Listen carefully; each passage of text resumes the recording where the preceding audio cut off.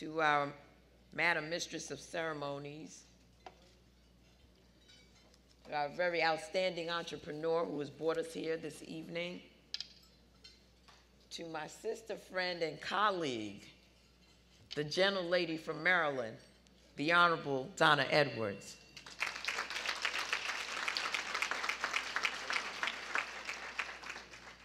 To all of our very distinguished honorees, I'd like to highlight and put an exclamation point behind our Lifetime Achievement Award recipient, the Honorable Madam Dorothy Height.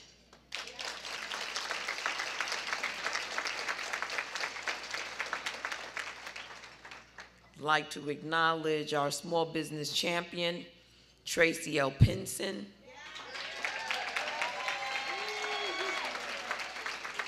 Our International Business Awardee, Phyllis Sher Jones. Our Executive Leadership Award recipient, Joan Robinson Berry. Our Emerging Leader recipient, Audria Gregg, student. And our University HBCU Leadership Award to Dr. Teresa Merriweather O'Rourke, Alabama A&M University. I am so pleased to be here at the salute of minority women in business. I'm Congresswoman Yvette Clarke of the 11th Congressional District, Brooklyn, New York.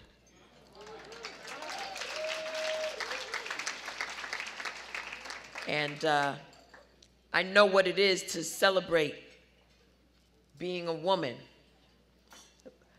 It's not something that is done often. Oftentimes the work we do goes unrecognized and unrewarded. So it is great when we can come together in such a very festive environment with so many well-wishers, so many blessings being poured upon us. We need that sometimes, don't we, women? Wouldn't it be great for every day to be just like this one? Like Groundhog's Day, we just keep waking up and waking up and waking up. But I'd like to mention the MBDA Director Henson, who is with us, and SBA Regional Administrator Bean, who is also with us. These are key folks in the work that we're about. Last but certainly not least, I'd like to salute the collection of female entrepreneurs that are being presented with awards. I am proud to stand with you as we salute the many contributions of women worldwide, especially the strides that we are making in the business world. Please just join me in sending a thank you beam out to this year's honorees for positively impacting our community and our world.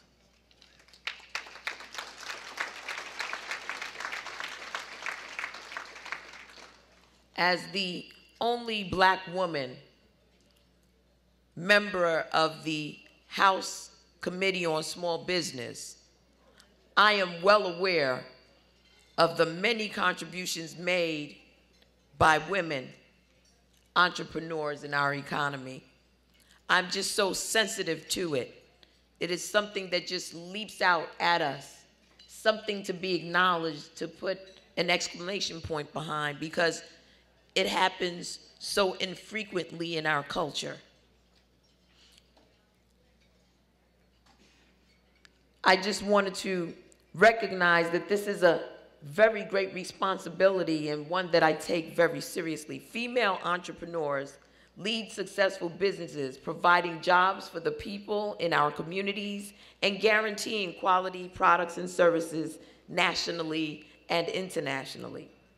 10.1 million firms are owned by women, employing more than 13 million people and generating 1.9 trillion in sales as of 2008. That's right.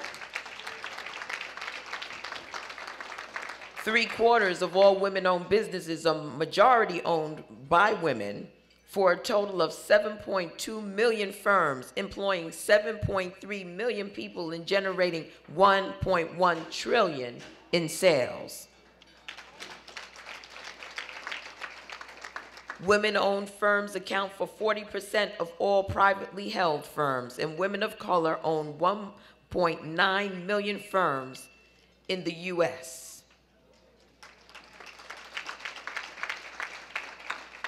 These firms employ 1.2 million people and generate 165 billion in revenues annually. As you can plainly see, our contribution to the U.S. economy is substantial.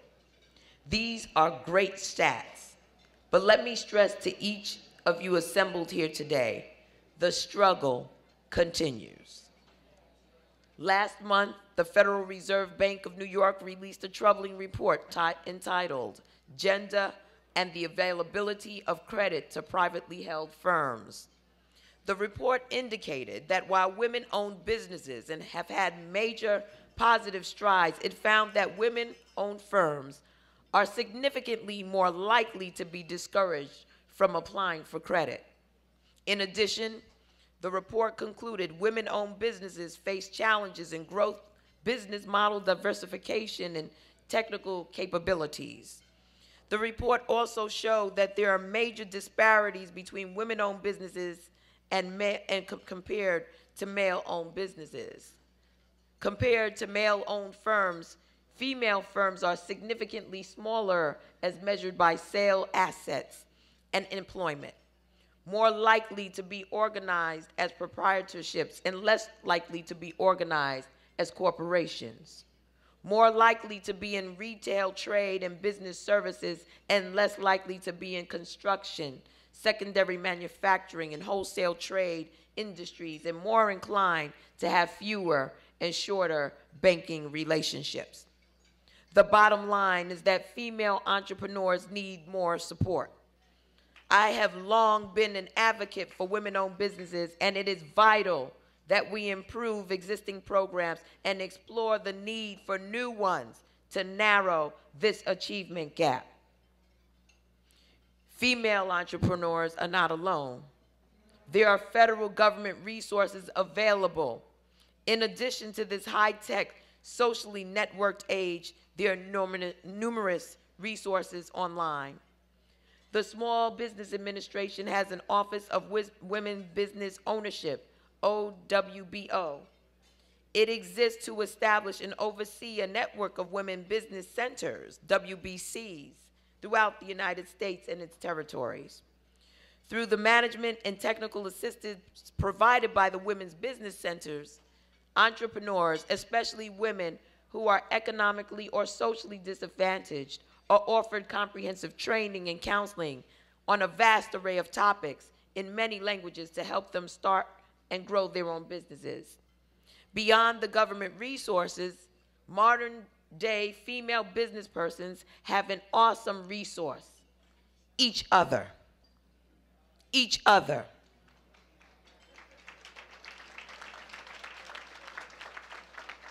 With technology being as advanced as it is, the net allows us to connect with each other no matter where we live, Brooklyn or Brookline, Mass., from Kingston to Kansas. Women are connecting with each other every day, forming online social networks devoted to business topics, sharing knowledge and contacts, brainstorming, and setting the table for future success. Technology also affords female entrepreneurs the opportunity to monitor the best opportunities that are out there. For example, the Obama administration has a tremendous resource in the recovery.gov, which lists all the contracting opportunities created by the economic stimulus bill. I encourage all of you to avail yourself of this resource. But again, you are not alone. My beautiful black sisters, entrepreneurs, lastly, you have a resource in me. As the sole member of the CBC on the Small Business Committee in any chamber of Congress. I'm uniquely situated to monitor progress in the areas I've mentioned, as well as to study any new issues you may bring to my attention. Use my office as a resource. Reach out to me and my staff if there's a pressing concern that needs oversight or a possible rewrite in legislation.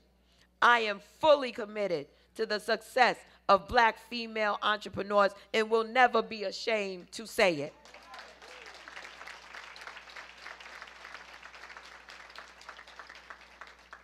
Thank you, staff.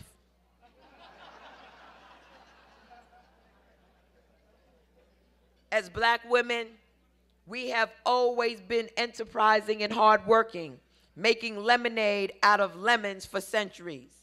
From Madam C.J. Walker to Ursula Burns, Xerox's new CEO, Black women have proven that we are a force to be reckoned with around the world, and we've only just begun. Women have made great strides, but there is still more work to do.